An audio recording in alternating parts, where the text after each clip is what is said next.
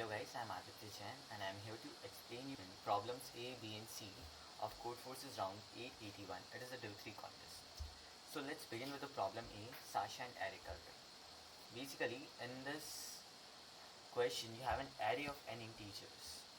You will paint all the elements of this array with different colors. For a particular color you will find the maximum element of that color and the minimum element of that color and subtract them. So for a particular color, you find the maximum element minus minimum element and subtract them. So you add this quantity for all the possible colors and that will give you the cost. Our goal is to maximize the cost. So suppose we have an array A of 6 integers and let the integers be 1, 2, 3, 4, 5 and 6. If you color all the elements of this array with a particular color, say green, then the cost will be the maximum element of with green color minus the minimum element with green color, which will be 6 minus 1 equal to 5. However, if you just color the maximum element of this array and the minimum element of this array with green color, then the cost will be maximum element with green color, that is 6, minimum element with green color, that is 1, we subtract them, plus the cost of the remaining array, that is 2, 3, 4, 5, which we might color with a different color. So if you observe, we just need to color the maximum element and the minimum element with the same color to get the maximum cost. So first of all, we sort the array given in the question. So we have an increasing array A1, A2, A3 up to AN. Now, if we color the maximum element, only the maximum element and the minimum element with a particular color, we'll get the cost as AN minus A1. Plus, we'll color the second maximum element, AN minus 1, with a different color and A2 with a different color. So AN minus 1 and A2 will have the same color and our cost will be AN minus 1 minus A2. So if you observe, we just add the maximum n by 2 elements and subtract the minimum n by 2 elements from it. So your answer will be like you'll sort the array A and you'll add the minimum n by 2 elements, you will add the maximum n by 2 elements and subtract them to get the answer. Suppose let's see example. So suppose you have an array A, like we have the array 1, 5, 6, 3 and 4. So we'll color we'll first of all sort this array 1, 3, 4, 5, 6. We'll color 1 and 6 with the same color, 3 and 5 with a different color, and 4 say with a random color with a different color. So our cost in this case will be 6 minus 1 plus 5 minus 3 plus 4 minus 4, which is equal to 7.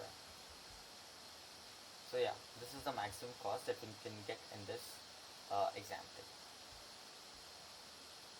So basically we just need to add the maximum n by 2 elements of this array, the minimum n by 2 elements of the array.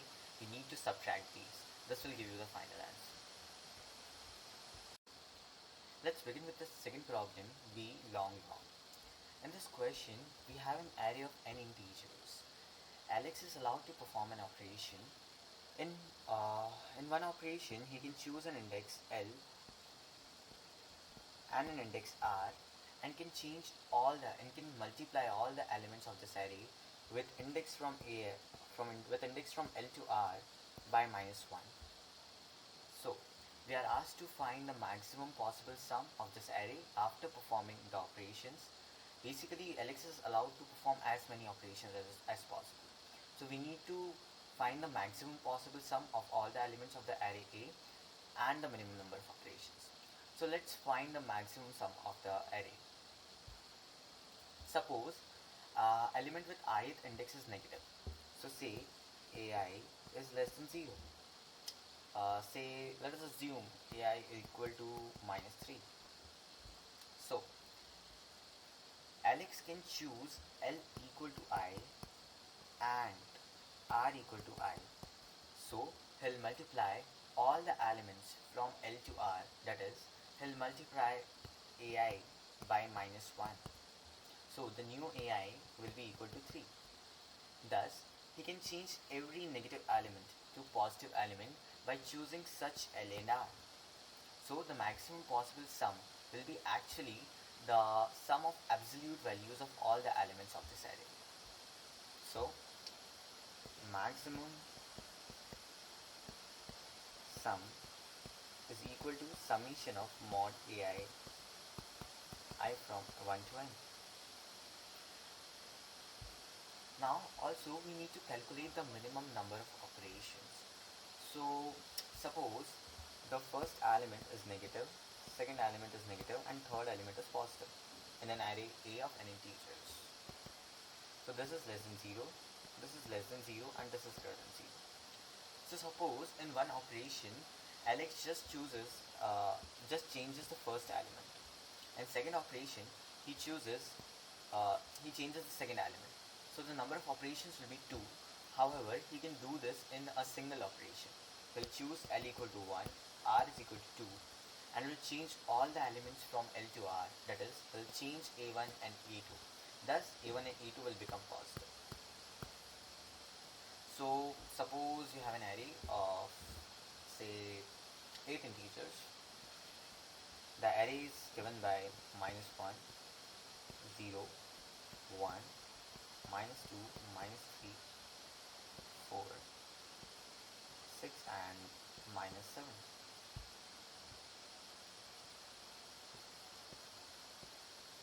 And -7. So first of all, the maximum sum will be the sum of absolute values of all these elements as told above, as explained before. Now we need to calculate the minimum number of operations. So what do you think the minimum number of operations will be in this case? Suppose it is -1. Yeah. Minimum number of operations in this case. So in first operation, if you carefully observe, rather than just changing the first element, rather than just changing the third, fourth, and fifth element, he can directly change all the elements from index 1 to index 5 in one operation. We'll just choose L equal to 1, R equal to 5, and we'll change all the elements from 1 to 5, and we'll make all the elements from 1 to 5 positive. In the second operation, he'll just change the element -7 to +7. Thus the number of operations will be 2. So if you carefully observe, the number of operations, that is the minimum number of operations, will be the number of times you get such patches, you get such segments of negative elements. So suppose you get like you have an array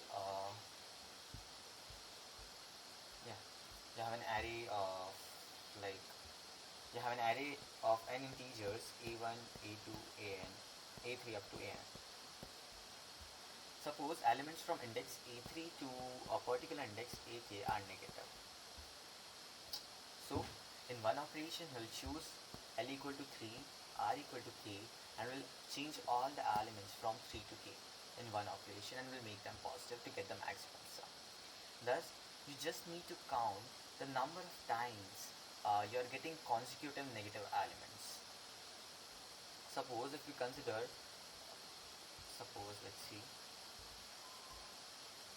if we consider the first test case, in this time if you clearly observe, we are getting such two basically number of times consecutive negative elements are coming basically. So first of all -1 is coming alone, then there is a positive number, and then there are two negative numbers, then there is a positive number, and then there is one negative number. So the number of times these different patches of this array, the number of times different patches of array of negative elements, it's actually equal to 3. First is -1, second consists of -2 to -4 to -2, and the third consists of -8. If you see the second test case, the number of times these patches of negative elements are coming, it's actually equal to 2. like you can see minus 1, 0, 0 and minus 2. You can change all these elements in one go, and in the second operation you will change all the elements like 0, minus 3 and 0. If we consider the test case 3, it's like you can change all the elements from minus 1 to minus 7 in one operation. So the minimum number of operations is 1. In the fifth test case, if you can see, again you can change all the elements in one operation, so the minimum number of operations is 1. So you just need to see how many times you are getting continuous stretches of negative elements, and that will be the minimum number of operations. So yeah, that's all about the second problem. Let's move on to the C problem, sum in binary tree. In this problem, you are given a vertex n as input. You need to consider the path from the vertex with number 1 to the vertex with number n, and at all those numbers which come in this path. For example, if n is 15, you will consider the path from 1 to 15. You will consider this path from 1 to 15 and add 15 plus 7 plus 3 plus 1, and you need to output this sum. So if you observe, if n is odd, the number just before it is n minus 1 by 2. For example, 15 is odd, so the number just before it is 15 minus 1 by 2, that is 7. 7 is again odd, so the number just before it is 7 minus 1 by 2, that is 3. And if n is even, the number just before it is n by 2. For example, suppose n is 12, so the number just before it is n by 2, that is 12 by 2 equal to 6. 6 is again even, so the number just before it is 6 by 2, that is 3, and 3 is odd, so the number just before it will be 3 minus 1 by 2, that is 1. So basically, in every iteration, what you are doing is, if n is odd, you are subtracting 1 from it and dividing it by 2. And if n is even, you are dividing it by 2. In this way, you will get to the vertex 1 eventually. So you need to add all these numbers. So suppose we have basically a while loop which will run until n becomes 1, n becomes 0. So while n is greater than 0, what you will do is, if n is odd, you will reduce, like first of all, we have initialize the variable sum equal to 0. Will output sum as the final answer. So while n will be greater than 0, what you will do is, you will do sum equal to sum plus n. And as we have observed, if n is odd, you will reduce n by n minus 1 by 2 if n is odd, and if n is even, you will make n by 2. This is because if a vertex is odd, then the vertex just before it has the number n minus 1 by 2, and if a vertex has an even number, then the vertex just before it has the number n by 2, and we need to add all such numbers that come in the path. So this will give you the sum will give you the final answer. This is all about the C problem. Thank you. Hello everyone, I am Ayush Patel, strategist from Programming Club of IIT Madras, and I will be discussing problem D, E and F1. Let's go to the problem D. Problem D says that we have a tree and two apples grow from some two random nodes from the tree, and those apples start moving down. It says that if a vertex U has a child, then the apple moves to it. That is, if any node has any child, the apple can go there. And if the node doesn't have any child, this means we're talking about leaf nodes. That is, if the apple comes to the leaf node, it just falls away from the tree. In the question, we are given Q assumptions of x and y, where x and y are the vertices where the apples grow, and a and b are the nodes or vertices from where apple falls from the tree. We have to print the number of pairs of vertices a and b. First thing to notice is we need not care of repetitions, because or repetitions or if the apple that starts from node X has to fall from node A, and the apple that starts from node Y has to fall from node B. That means if we have a way to calculate that from a starting node, there are how many possibilities are there for the apple to fall, or you can say like if there's a way to calculate the possibilities for this X, we can just similarly calculate it for Y and then multiply it. Let's go to the notepad. We have a tree like this. This has several nodes, and say our starting vertex is this.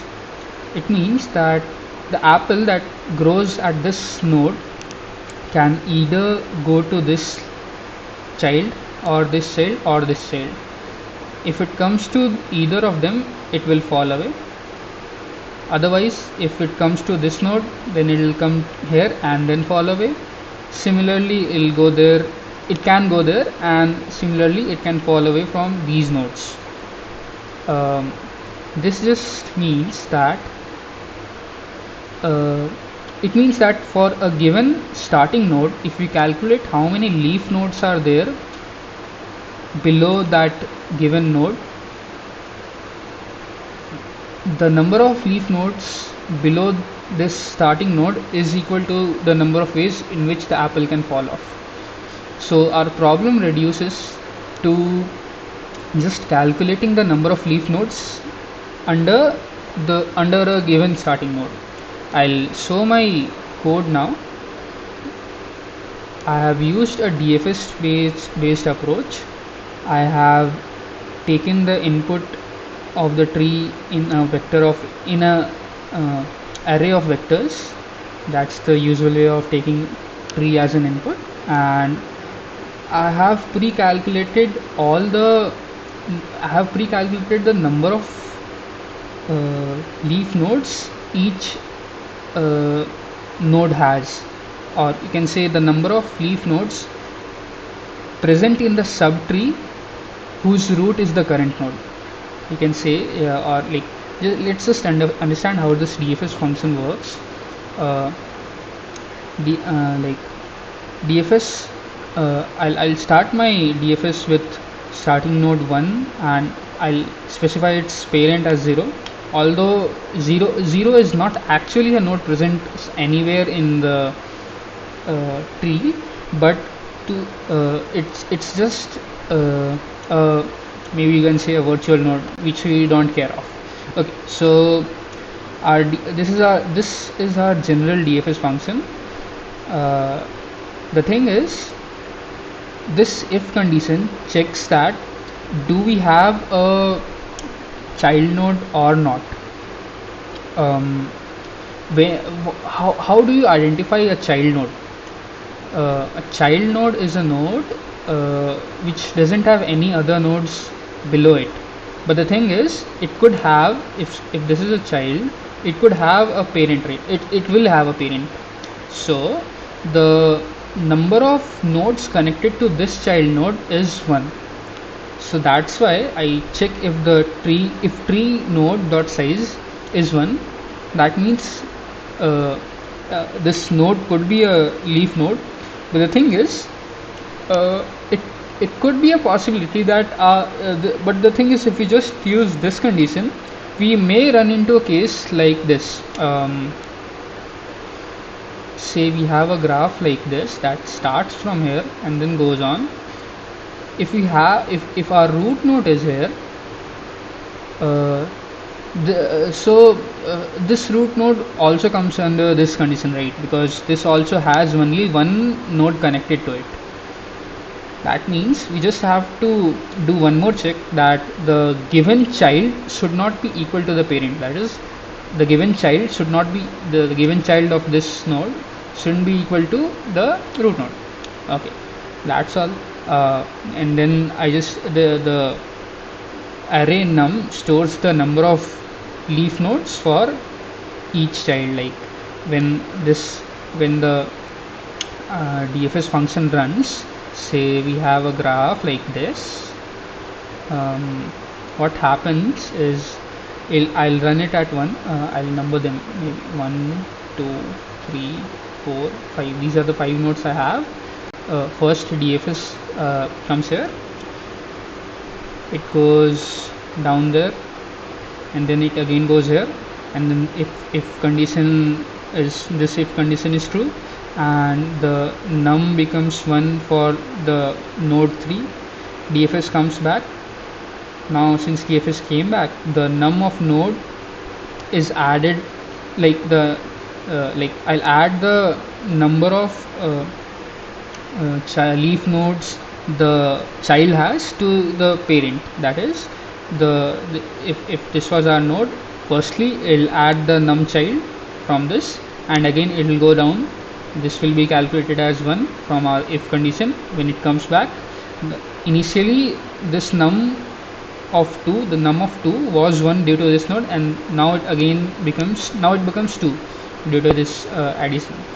Similarly, this comes here. For now, this the num of 1 becomes 2, but when DFS goes to node 5, num of 5 becomes 1, and then when it returns, it'll update the num of 1 as 3. So that's how I'll get the number of leaf nodes below every node. So now it's just simply I just calculated, I just took in the input of the starting, I just took in the starting points, starting nodes for both the apples, and then multiplied num A and num B, and that's all. Let's move on to the next question, tracking segments. Okay, so I'll briefly explain the problem now. It says that we are given an array A which has zeros initially, and will be adding 1 at some places. We'll be replacing those zeros by ones at some places, and we are already given some number of segments. We are already given some number of segments, and we have to check that after replacing one, since we are replacing the zeros one by one, we for every replacement we have to check, is there any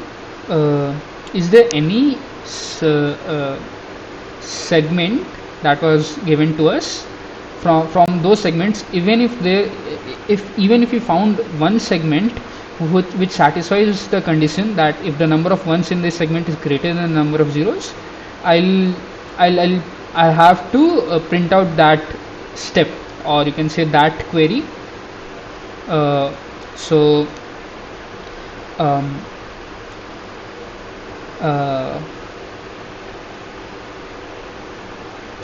I have to print out the number of minimum changes in the array that has to be made, so that at least one of the segments will be beautiful. Beautiful just means this condition, that the number of ones in this segment is strictly greater than the number of zeros. Firstly, I'll discuss the brute force approach. Like, say we have been given some array, or I'll just denote the array with their indexes. Say we have index 1, 2, 3, 4, 5, 6, 7, or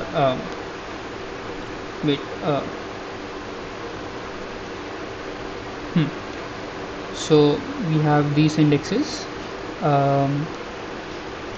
Say we have been given one subarray as this, that means starting from 1 and ending from 3, and we have something like this, and we have something like this, say, and suppose I add a 1 at this index. Like initially these indexes had 0. Say I add a 1 at this place,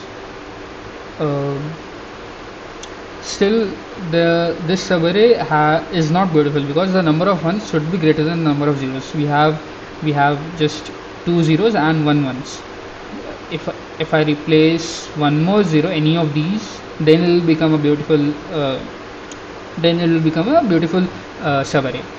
So similarly, we are given q such queries, and we have to tell that at which query at least one of the subsegments or at least one of the subarrays becomes beautiful, or even after, or we have to print -1 if we don't have any beautiful subsequence or subarray even after performing all the q queries. In the brute force approach will be like, for every query q, I'll check, like, these are the number of subsegments given to us were m. So for each query or for each replacement, I'll check if any of the subsegments has been converted to beautiful or not. One way to do this is, maybe I could maintain a prefix sum. A prefix sum is just a array which will store the number of ones from a starting point to some index, from starting index to some index. Say we have something like 1 0 1 1 0 1, then the prefix sum will be 1 0 sorry 1 1 2 2 sorry, my bad, 3 2 3 3 4. And if you want to calculate the number of ones between these indices, I'll just subtract this from this. That means the number of ones from starting index to this to the index to one index before it, and the number of ones from starting index to this index.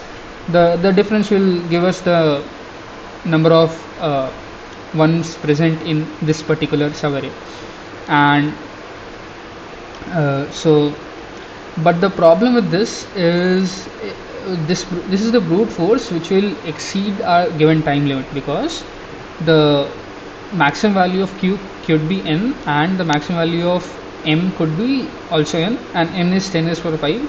So we can't have 10 raised to the power 10 operations. We can't do 10 raised to the power 10 operations within just 2 seconds, due to the that's how the C++ works. We can perform at most 10 raised to the power 8 operations in 1 second. So we need to find some other way. The thing is, see, for after adding some number of after replacing some number of ones with zeros, I'll have to definitely check through each sub array. That means I can't avoid, in my time complexity, I can't avoid the m, right? So we need to think something. I have to go through every query q, but just doing that will give you O of m times q, which will be just 10 raised to the power 10, and that's not what we want. So one thing that we can do is reduce the time complexity to m log q. I'll show you my approach. The thing is, we'll be using the concept called advanced binary search.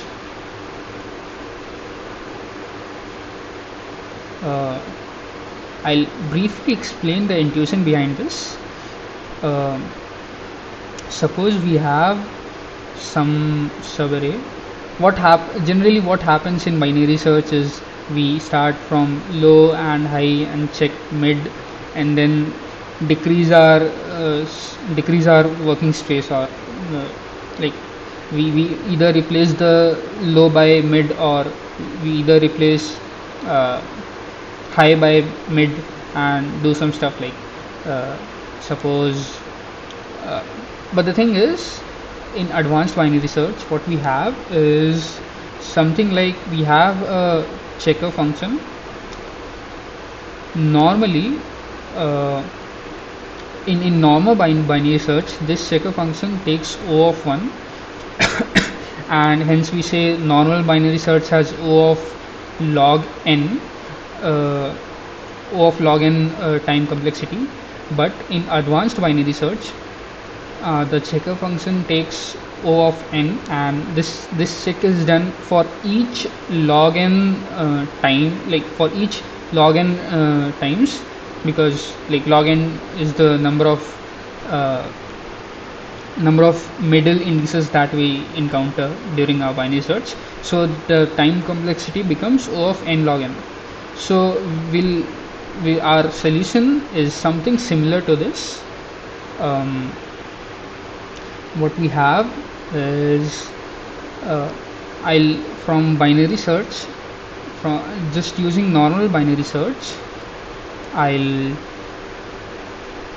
pick out the number q, that is, or better to say, I'll pick out the number mid, and mid I'll check that if I have, after having done q equals to mid operations or replacements,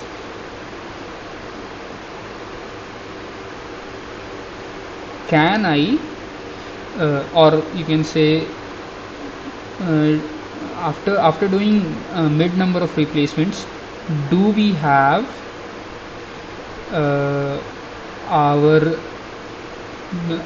our condition satisfied? The condition was to have at least one of the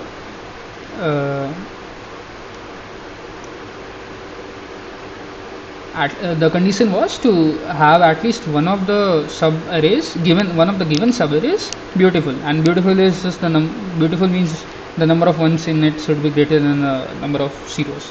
So say we have some say there are q replacements. I'll if I denote these q replacements as say first replacement, second, third, fourth, these are just the numbers of replacement. And say if after doing 3 replacements we get one of our subsegments beautiful, this just means that if we would have done 4 replacements also, then also we could have got the condition satisfied. This will be true also for 5, this will be true also for 6.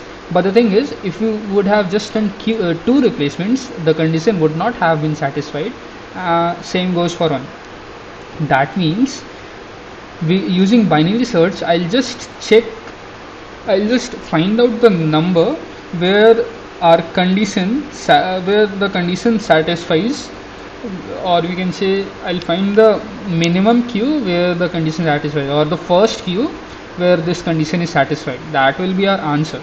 So let's move on to the code. Here I have taken our number of segments into 2-dimensional array seg. I have taken the input. I have just ignore this pre array. I have taken the number of replacements or queues, and I have for every queue, I have stored the index for every replacement of 0 to 1. I have taken the input. Now that's how our binary search works. I'll initialize low as 0, high as q minus 1. Why? Because the array goes, since we have 0 indexed array in C++, that's why our low is 0 and high is q minus 1. So while high minus low is greater than 1, I calculate mid, and I have something check function. So what does this check function do is just this check function just tells us if we have a false here or we have a true here. So if we have a true, say if it was say our initial, say this is low, one second, say this is low, this is high, low plus high by 2 will be 3. Maybe take a better case. Suppose our answer was 4. My bad. suppose our answer was 4 and not 3, then what would then how will it go? Our mid is here. If our mid is true, if our mid would have been true, I would have brought down my high to that point mid. Otherwise, our low goes to mid. So since our mid is false, I'll decrease my search space from this to this, changing low to mid. Otherwise, I would have had this condition where our say if we say we had this initially, this was our mid, and if our mid is true, if the check condition says it's true, I'll just change my search space from this low to high to this low to mid, that is our high becomes mid, and then we'll search similarly. So what happens is we'll deal with the check function a bit later. I'll just tell you how the intuition works, then we'll go deep into how the check function works. So now what will happen is we have a series of falses and trues. This binary search will leave us with two indices, low and high, having difference 1. Firstly, we'll check if our low has true or not. That means this will be true in the case, say, if we do not have any falses. That means if we have all trues, then our low high will be like this. So firstly, that's that's the main reason behind checking if low is true or not first. If low is false, if low is true, I'll just print out the index, and if high was true, I'll just print out the index, and sorry, if low was true, this was the case when low was true. If high is true, this is the case. So I'll print the index of high, or I'll print the number of operations done till now, and for this the number of operations will be 1 only. So I hope this part of the code is clear. Now we'll see how the check function works. Basically what check function is doing is, check function takes all the segments given to us, it takes all the queries, it takes the mid, that is from we have to perform queries from 0 to mid, and it takes the numbers m and n, which m is the number of segments and n is the number of indexes in the original given subarray, in the original given array which had zeros and ones. So I'll initialize I'll create my array of its own. So I'll initialize my array as 0, all zeros, and then I'll replace all the 0. Since I have to perform I have to perform that after performing mid operations. Do I have the condition fulfilled or not? I'll just change all the indices till now, that is from 0 to mid. I'll change all the indices to 1, all the indices in the array in our original array to 1. Now this is just the prefix function we talked about earlier in this video. That's how it works. Prefix of I equals prefix of I minus 1 plus array I. That just means that if we have some 0 1, if we have a set of zeros and ones, we'll just calculate the number of zeros, the number of ones from the starting position to the given index. So the prefix for this will be 1 1 1 2 2 3 3 4.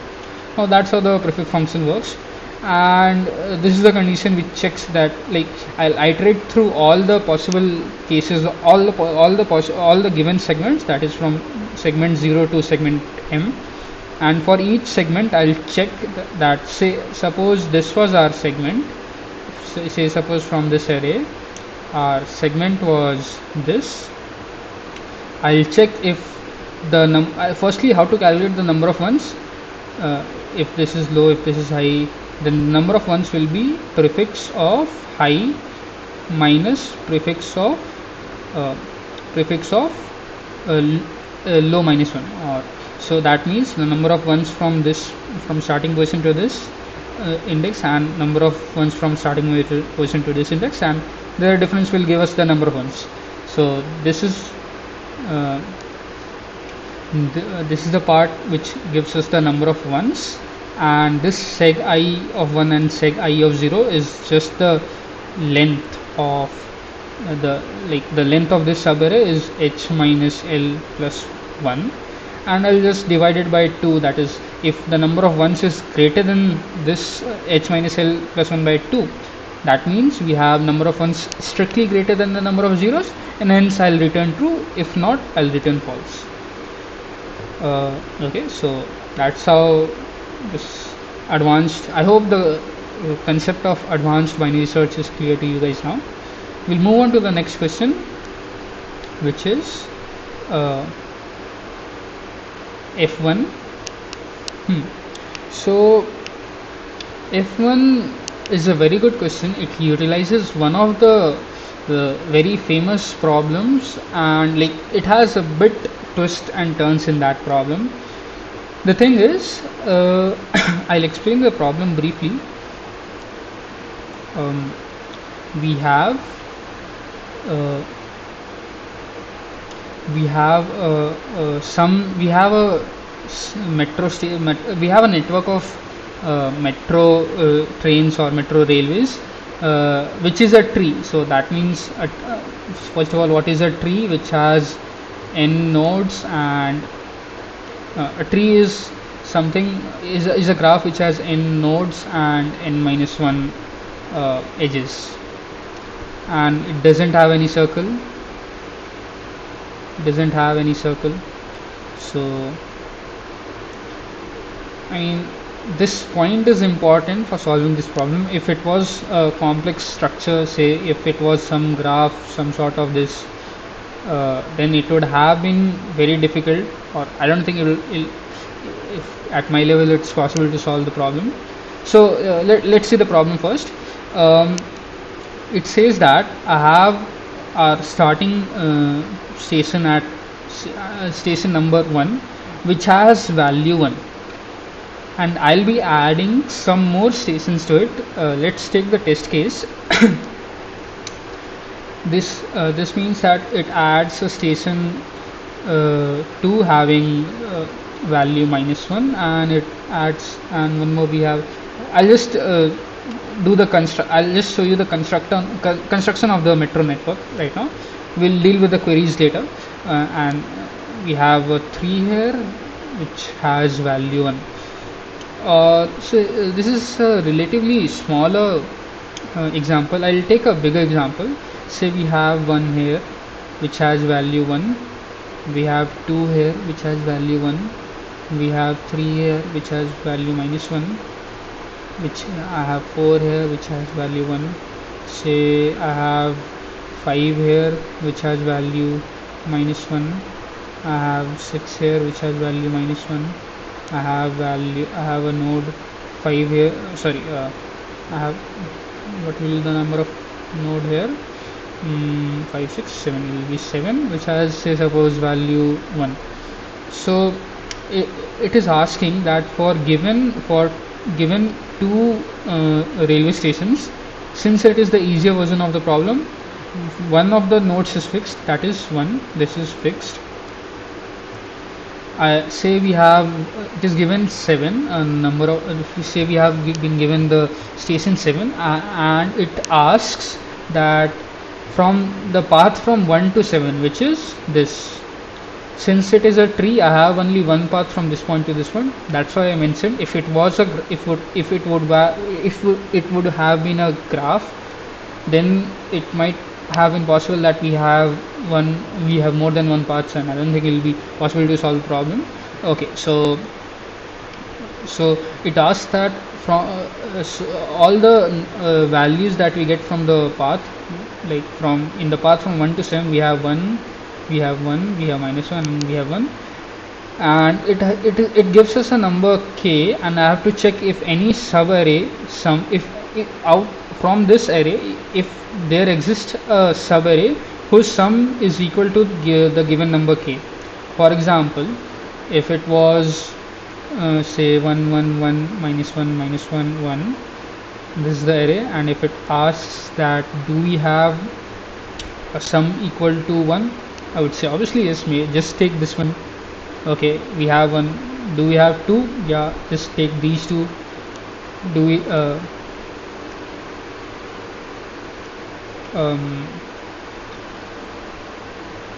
I'll do it in a better way.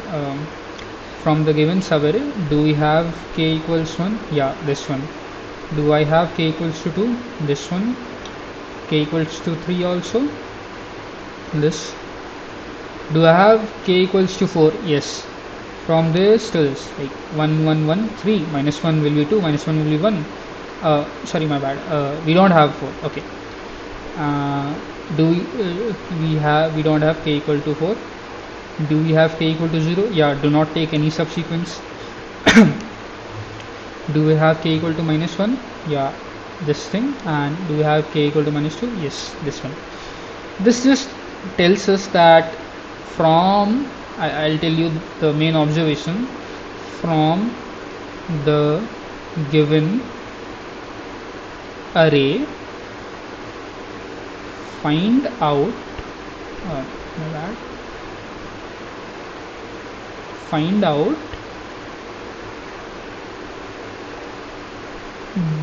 does there exist a subarray with sum equals k. Now this is a very standard problem. This problem is a very standard one. There are many methods to solve this. What I have used is Cardan's algorithm, which is I'll briefly explain the Cardan's algorithm.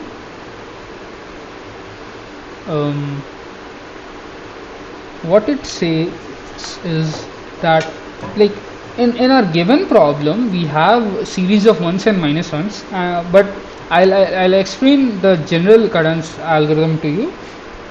Say if we have a subarray, say if we have an array of minus 1 11 7 minus 20 6 4 minus 19 12 and like maybe this only. I have to find out, the first problem is I have to find out the subarray, I have to find out the maximum sum subarray, or I have to find out a subarray which has the maximum sum. What Cardan's algorithm says is that start iterating from the first element, store I'll maintain a current sum,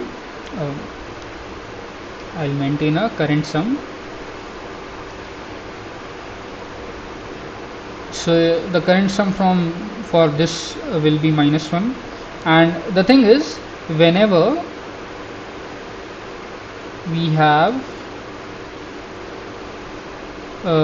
current sum less than 0, then I then I change my current sum to 0. I'll tell you the motive behind this.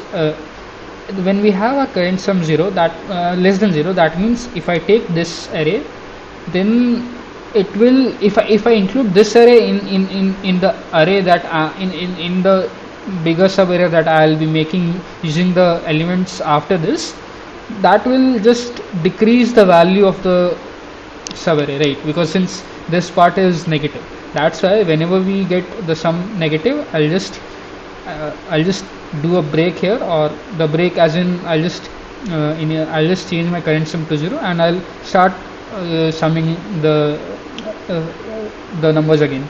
Like the current sum will be 11 for this index, it will be 11 plus 7, that is 18 for this, but again it becomes minus 2 here, and I'll break. 1 second, I'll break here. Again current sum will be changed to 0, and I'll start iterating from here. Current sum will be 6, it will be 10 minus 9, and then 3. So from this we can see that the maximum number that we achieved was 18, and this will be the answer. That is, 18 is the maximum sum that we could have by choosing the optimal subarray from the given array. This 18 will be created from these two, from the subarray involving these two elements. So this was Cardan's algorithm for a given subarray and a given current sum. But the thing is, this problem, the given problem, utilizes the idea behind the Cardan's algorithm and has changed the problem statement slightly. The thing is, in the given problem, we are asked that if from the given subarray, do we have a particular sum k available or not? This just means that if we have, then the thing is, I'll just find the maximum sum that I could get and the minimum sum that I could get. So if k lies inside this range, the maximum sum and the minimum sum, then I'll just print yes. If not, then I'll just print no. We already saw how to calculate the maximum sum. For minimum sum, we'll just use the same approach, but the thing is, we'll keep adding the till our current sum is we'll keep adding the numbers, and whenever, instead of getting current sum greater than 0, instead of getting less than 0, if we get a current sum greater than 0, then I'll break and then start adding, and from all the given possibilities I'll just take the minimum of those, since we have to find the minimum sum. One more twist that this problem presents is we are not given this array directly, but the thing is, we can find it out. Let's go to the I'll use this example. Just copy it.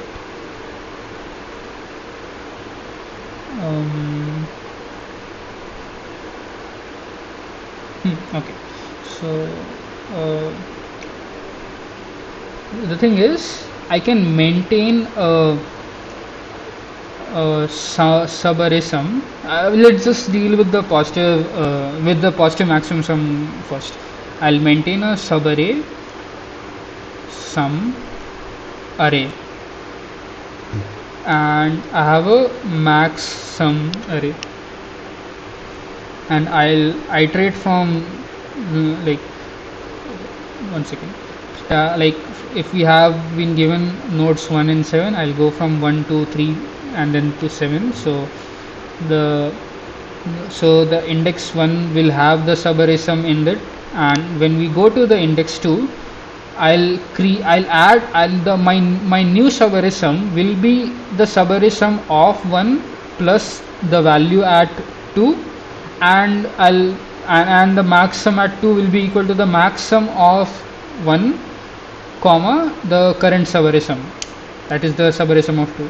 Similarly, when I go to 3, the subarray sum for 3 will be the subarray sum for 2 plus 3 plus the value at 3, and the max sum for 3 will be the max sum till 2 plus subarray sum till 3. And we have to keep in mind, like from the given example, the subarray sum never goes to 0, but if at any point our subarray sum of the previous index had been if the subarray sum of the you can also go with the previous index. In my solution, I have used the current index, so I'll explain that one. If the subarray sum of the current index goes to less than 0, then I'll change it to 0, so that for example, if we had something like this, 1 minus 1, I hope it's clear. I'll write it again. We have 1 minus 1 minus 1 and then 1. Our subarray sum will be 1 here, and when our subarray sum goes to 0, it's fine. But when our subarray sum goes to, like, subarray sum for 3 will be subarray sum for 2, which was 0, plus the value at 3, which is minus 1. So since the subarray sum goes to minus 1 here, I'll change the subarray sum for 3 to 0, and then similarly continue solving it for the further nodes. Similarly, I'll maintain, this will be for positive this will be for positive. Similarly, I'll maintain a subarray for negative also, and but the negative one will have a, like, will also have two set of arrays. One will be the subarray sum and one will be the min sum array. Let's go to my solution now. I have this is our subarray sum or segment sum. I have initialized these two array, and max p and min n are the maximum positive sum that we got till now, and minimum negative sum that we got till now. And since it was given in our question that the node starts at the railway station 1 has value 1, that means the segment sum for 1 will be 1 and the max p will be 1, and segment sum of 1 will be 0 because we don't have any negative numbers till now, and the min n for 1 will also be 0. Now for every n, like we'll iterate from I equal to 0 to n. I'll check the operation. If the operation is plus, that means we're adding the station. So I have taken the input of v and x. I'll basically show my cadence algorithm. Then what we have, sorry my bad. Then we have the current stores the number of nodes introduced till now. I have initialized current with 1, and when we have one more node here, it will be current plus current plus plus, that means just u equals to 2. So segment sum of u, that u is the current node and v is the parent node, or you can say the node from which u is joined. So segment sum of u will be segment sum of v plus x, and this will be same for the negative one. And max p of u, that is the maximum value of the positive segment sum that we got till now, will be equal to the maximum value of the positive subsegment we got till this parent, comma the parent, that is the v node, v node, comma the current positive segment sum we have. Similarly, this is for similarly we have the minimum. Similarly, we have the minimum segment sum that we have calculated till now, which will be the minimum segment sum for node u. U was the current node, will be equal to the minimum of the negative segment will be equal to the minimum of all the, it will be minimum of the negative subarray sum done till the parent vertex and the segment sum, negative segment sum at the current vertex. And similarly if seg sum p, which was the segment sum, positive segment sum, if it goes less than 0, I'll change it to 0, and if the negative segment sum goes greater than 0, I have changed it to 0. I have changed the negative segment sum to 0. And if otherwise, if our operation was not adding and if it was checking, then I have taken input u, v and x. Since it was f1, which was the easier version, that means we have been given that our u is 1 always. So I have just checked that for the node v that we have, if x is less than equal to the maximum value, and if x is greater than equal to the minimum value, that means x lies in the range of k that we have been given, then print yes. If not, then print no. I hope the solution was clear to you guys. Thank you for watching the editorial. Bye bye.